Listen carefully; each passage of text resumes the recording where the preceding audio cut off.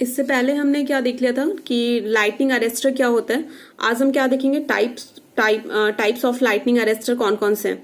तो फर्स्ट क्या आपका expulsion relay, second one is expulsion type lightning arrester, second one is non linear lightning arrester and third one is metal oxide lightning arrester. ठीक है, तो एक एक करके हम तीनों आपके लाइटनिंग अरेस्टर को देखेंगे।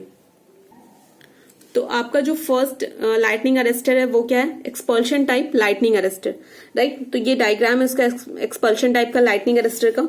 तो देखो इस टाइप के लाइटनिंग अरेस्टर को और हम क्या कहते हैं, प्रोटेक्टिव ट्यूब लाइटनिंग अरेस्टर। ठीक है, क्योंकि एक ट्यूब होता है जिसमें क्या होता है, जिसके थ्रू आपका आर्क क्या होता है, फ्लो करता है। ठीक है तो देखो जो रॉड गैप जो रिले था उसके ड्रॉबैक को ओवरकम करने के लिए हमने क्या यूज किया, इस रिले को यूज किया। ठीक है, ठीक है, रॉड गैप रिले के ड्रॉबैक को ओवरकम करने के लिए हमने क्या यूज किया, एक्सपल्शन टाइप लाइटनिंग अरेस्टर।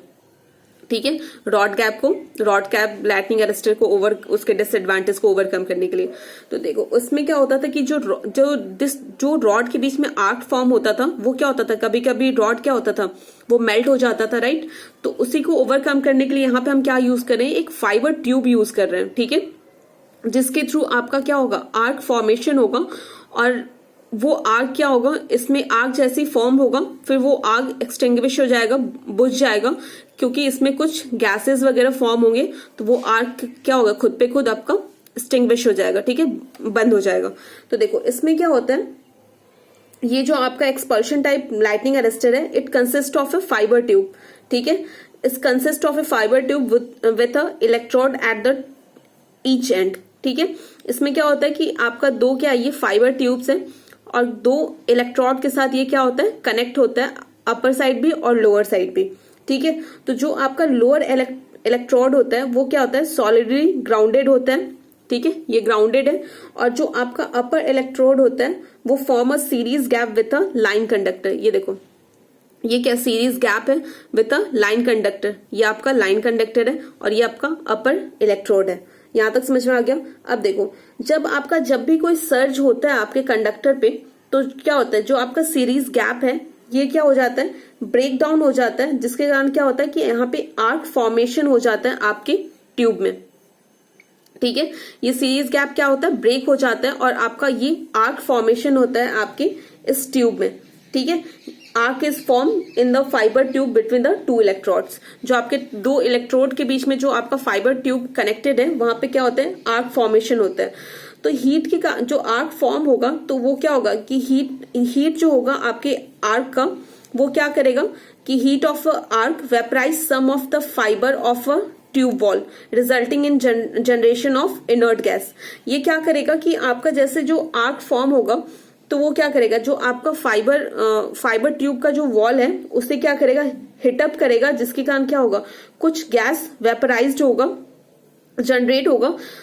ठीक है, समझ गए यहां तक। तो क्या होगा, जो आपका जो गैस जनरेट होगा वो क्या करेगा, वो काफी वॉलेंटली क्या होगा, स्प्रेड हो जाएगा, एक्सपेल्ड हो जाएगा और वो क्या करेगा, आपके आर्क को एक्सटिंग्विश कर देगा, बुझा देगा। ठीक है, तो ये क्या करता है कि जिसके कारण आपका क्या होगा, जो current is prevented from flowing after the surge discharge. ठीक है, जो कि अगर सर्ज आपका डिस्चार्ज हो जाता है, आपका सर्ज खत्म हो जाता है, तो क्या होता है, आर्क को फर्दर मतलब जो करंट है उसे फर्दर फ्लो करने से ये क्या करता है, रोकता है। ठीक है, तो ये क्या करेगा आपका, ये मतलब current is prevented from flowing after the surge discharge. ठीक है, समझ गए। उसमें आर्क रॉड में क्या होता था कि अगर आपका सर्ज खत्म भी हो जाता था तो वो आर्क क्या हो जाता था, वो आर्क जो आर्क रॉड था वो क्या होता था, कभी कभी मेल्ट आउट हो जाता था, राइट। लेकिन इसमें क्या होता है कि इसके जो वॉल्स हैं उसमें से क्या होगा, आपका जो इनर्ट कुछ गैस मतलब इसमें से निकलेंगे जो कि आपके आर्क को एक्सटिंग्विश कर देंगे फर्दर, मतलब आफ्टर सर्ज डिस्चार्ज वो करंट को फ्लो करने से क्या करेंगे, प्रिवेंट करेंगे। समझ गए, ये आर्क को एक्सटिंग्विश कर देते हैं जो आपके फाइबर ट्यूब में से जो भी गैसेस निकलेंगे। तो ये था आपका एक्सपल्शन टाइप लाइटनिंग अरेस्टर। ठीक है, तो देखो ये कहाँ यूज होता है आपका, आप ये किस में कहाँ यूज कर सकते हो। फॉर द मतलब क्यों यूज कर सकते हो? Prevent the flash over of line insulator, ठीक है, आइसोलेटर्स जो यूज करते हैं उसके लिए, और बस इंसुलेटर्स के लिए हम यूज कर सकते हैं, ठीक है। तो ये हो गया। अब हम मूव करेंगे अपने सेकेंड टाइप की ओर। तो देखो सेकंड क्या है आपका, नॉन लीनियर सर्ज डाइवर्टर। तो नॉन लीनियर सर्ज डाइवर्टर को आप और क्या कह सकते हैं, वॉल्व टाइप लाइटनिंग अरेस्टर भी होता है, ठीक है, और इसे conventional non linear type lightning arrester भी कह सकते हो आप, ठीक है। तो ये क्या होता है, it consist of a divided spark gap, जो सीरीज मतलब क्या होता है, सेवरल शॉर्ट गैप होता है आपका। देखो ये दो शॉर्ट गैप्स हैं, 2 इलेक्ट्रोड होंगे, तो ये शॉर्ट गैप देख रहे हैं, बहुत सारे शॉर्ट गैप्स होते हैं, ठीक है, समझ गए।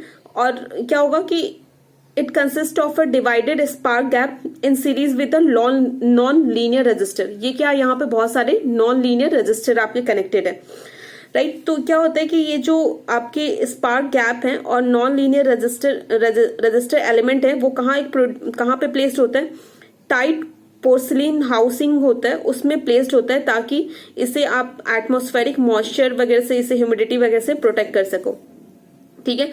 तो इसका फंक्शन क्या होता है आपके the function of diverters divided spark, जो गैप होते हैं ये, इसके फंक्शन क्या होता है, it's prevent the flow of current through the diverter under a normal condition. ये क्या करता है कि नॉर्मल कंडीशन में आपके करंट फ्लो है उसे डाइवर्टर, जो आपका ये सर्ज डाइवर्टर है, इसकी ओर फ्लो करने से ये प्रिवेंट करता है, ठीक है।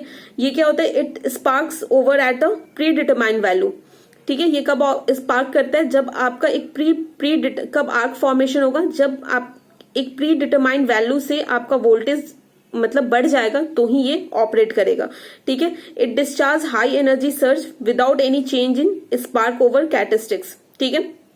अब देखो ये तो हो गया इसका आपके फंक्शन हो गया ये स्पार्क गैप का। और जो नॉन लीनियर जो रजिस्टर होते हैं उसका फंक्शन क्या होता है, it's provide the low impedance path for the flow of surge current, समझ गए, after spark over after gap spark over, ठीक है। ये क्या करता है, आपके जो आपका करंट आ रहा है, सर्ज करंट आ रहा है, वो क्या करता है, उसे लो इम्पिडेंस, ये जो आपका स्पार्क गैप के पास जो करंट आएगा उसमें लो इम्पिडेंस पाथ ये प्रोड्यूस करेगा, ताकि वो कहां से डाइवर्ट हो जाए, आपके ग्राउंड में चला जाए, ठीक है। और ये क्या करता है, दे डिसिपेट सर्ज एनर्जी, ये क्या सर्ज एनर्जी को भी क्या करता है, डिसिपेट करता है, समझ गए। तो समझ गए ये कैसे ऑपरेट करता है आपका नॉन लीनियर सर्ज डाइवर्टर। तो ये था आपका। अब हम क्या देखेंगे, आपका तीसरा जो है कौन सा है, तीसरा मतलब तीसरा टाइप इसका देखेंगे लाइटनिंग अरेस्टर का हम लोग। तो देखो थर्ड आपका क्या है, मेटल ऑक्साइड सर्ज अरेस्टर, ठीक है। इसे शॉर्ट में क्या कहते हैं हम, एब्रिविएशन क्या यूज करते हैं, MOA, that is a metal oxide surge arrester, ठीक है। तो देखो ये क्या करता है आपका, ये जो आपका है ये क्या है कि आपका ना एडवांस सर्ज प्रोटेक्टिव डिवाइस है पावर सिस्टम का, ठीक है सॉरी। तो देखो इसमें क्या होता है कि it is constructed by a series connection of zinc oxide element having a, इसमें क्या होता है, having a highly non linear resistance. ये क्या होता है आपका, इसमें मेटल ऑक्साइड जो सर्ज अरेस्टर है, इसमें क्या होता है कि सीरीज कनेक्शन होते हैं किसके, जिंक ऑक्साइड एलिमेंट्स के, ठीक है। और इसका क्या होता है, जो जिंक ऑक्साइड जो एलिमेंट होता है वो क्या होता है, हाईली नॉन लीनियर रेजिस्टर होते हैं, रेजिस्टेंस होता है इसमें, ठीक है। तो ये क्या करेगा, हाईली नॉन लीनियर रेजिस्टेंस है, तो क्या करेगा, लो इम्पिडेंस पाथ प्रोवाइड करेगा, जिसके थ्रू क्या होगा, हमारा करंट फ्लो करेगा, ठीक है। तो देखो पहले में हमने क्या देखा था कि हमें स्पार्क गैप की भी जरूरत पड़ रही थी, लेकिन क्या होता है कि जो आपका नॉन लीनियर कैरेक्टरिस्टिक्स होता है आपके जिंक ऑक्साइड का, वो क्या करता है, has enable to make a surge arrester without series connected spark gap. ये क्या होता है, ये तब भी मतलब आगे इसमें क्या होता है कि अगर हम जिंक ऑक्साइड एलिमेंट्स यूज कर रहे हैं तो इसमें हमें जो सीरीज स्पार्क गैप जो दे रहे थे हम पहले, उसमें वो देने की जरूरत नहीं पड़ती है, ठीक है। उसके बिना भी ये ऑपरेट कर लेता है, समझ गए। तो देखो अर्लियर जो हमने conventional non linear surge diverter use किया था, उसमें हम लोग क्या यूज कर रहे थे, आपका सिलिकॉन कार्बाइड यूज कर रहे थे as a non linear reactor, ठीक है। और इसमें हम क्या यूज कर रहे हैं, आपका जिंक ऑक्साइड यूज कर रहे हैं। तो जिंक ऑक्साइड जब हम यूज कर रहे हैं तो इसमें क्या होता है कि इस टाइप के सर्ज अरेस्टर में हमें स्पार्क गैप की जरूरत नहीं होती है, ठीक है। तो यहां तक समझ गए। तो अब देखो इसमें क्या होता है कि जो आपका मेटल ऑक्साइड सर्ज अरेस्टर होते हैं वो क्या होता है, it consist of series of connected stack of disc which is made of from zinc oxide element, ठीक है। ये क्या होता है कि डिस्क होता है आपका जो कि किससे बना होता है, आपका जिंक ऑक्साइड से बना होता है, ठीक है। तो इसमें अगर ये जिंक ऑक्साइड यूज कर रहे हो तो क्या होगा, ये नॉन लीनियर है, मैंने आपको पहले ही बताया था। और इसमें फर्दर जो स्पार्क गैप हम देते थे आपके कन्वेंशनल में, वो देने की जरूरत नहीं पड़ती है, ठीक है। तो देखो इसमें क्या होता है आपका तो इसका एडवांटेजेस क्या है कि इसमें सीरीज स्पार्क गैप हमें यूज नहीं करना पड़ता, राइट सॉरी। और इसमें क्या होता है, इसका जो कंस्ट्रक्शन होता है काफी सिंपलर होता है, ठीक है। Fully solid state protective device होता है। सिग्निफिकेंट रिडक्शन इन साइज, मतलब साइज काफी छोटा होता है। क्विक रिस्पॉन्ड करता है डिस्चार्ज करंट, मतलब कोई भी डिस्चार्ज करंट जब भी मतलब करंट वगैरह आएगा आपका तो, ठीक है। Quick response for the discharge current, very small time delay to responding to the over voltage, ठीक है।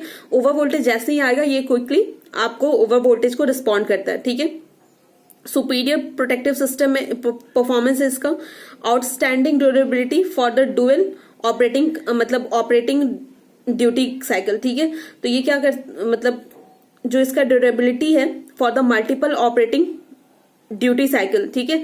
मतलब मल्टीपल ऑपरेटिंग ड्यूटी साइकिल के लिए ऑपरेट कर सकता है, ठीक है। मतलब मल्टीपल टाइम ये ऑपरेट कर सकता है। यहां तक समझ में आ गया। अब देखो तो ये क्या हो गए, तो ये तीन मतलब आपके लाइटनिंग अरेस्टर के टाइप्स हो गए। तो यहां तक समझ में आ गया। अब देखो अब क्या होता है